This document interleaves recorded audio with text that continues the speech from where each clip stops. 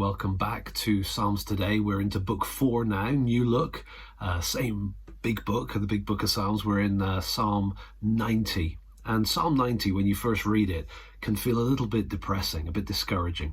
It's drawing a contrast between the eternal nature of God and the brief nature of human life, specifically the brief nature of human life because in God's anger, our lives are brought to an end, kind of the judgment on sin kind of idea. And so we've got this eternality of God. Lord, you have been our dwelling place in all generations.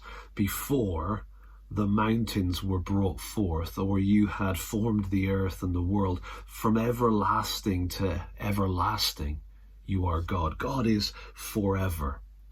But in contrast, verse 3, you return man to dust and say, return, O children of man. And so we kind of have a beginning and then an end. Boom, it's done.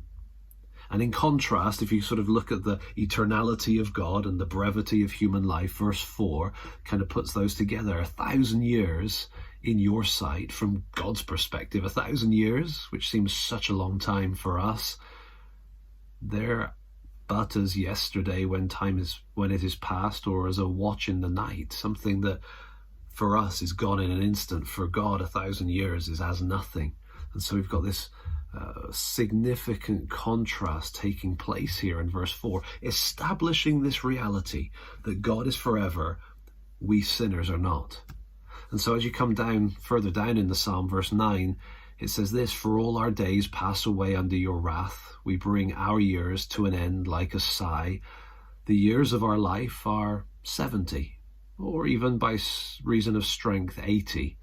Yet their span is but toil and trouble. They're soon gone, and we fly away. Our life, our span of life is brief, it's temporary. And we're living as sinners in a sinful world under the wrath of God. And so what is our response to that?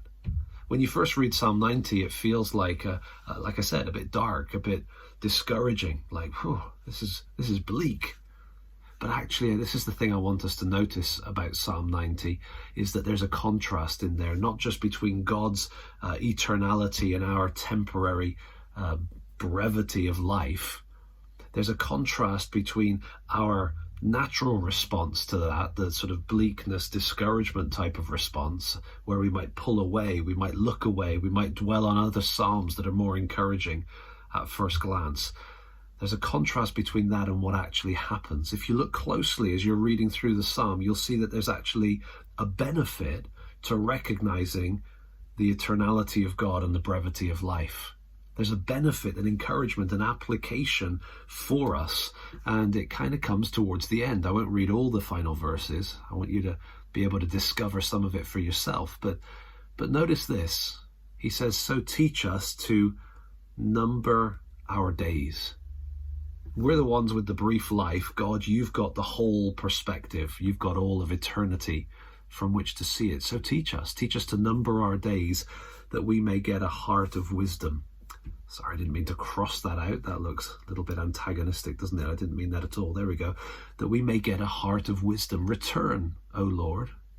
At the start, he's saying, return, O man, to the dust. Now it's kind of turning around. We're saying, return, O Lord. How long? Have pity on your servants.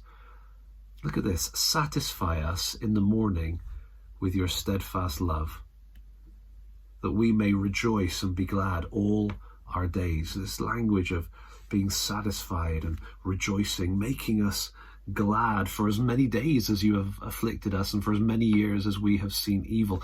With the reality of God's eternal nature and our brevity of life, even our sin that leads to death, we can ask God to give us wisdom, to give us perspective, so that in the brief time that we have, we can be satisfied with his steadfast love. We can rejoice and be glad. We can be glad kind of moving forward. And so I want to encourage you to read through the whole of Psalm 90 and see the richness of this hope that's there, this positive that comes from what feels like a fairly negative and bleak start. Read through Psalm 90, share your highlights with others. it's a great psalm. It's a great book, isn't it? The book of Psalms. And we want to be encouraging our own souls, preaching to ourselves, but then also encouraging others too.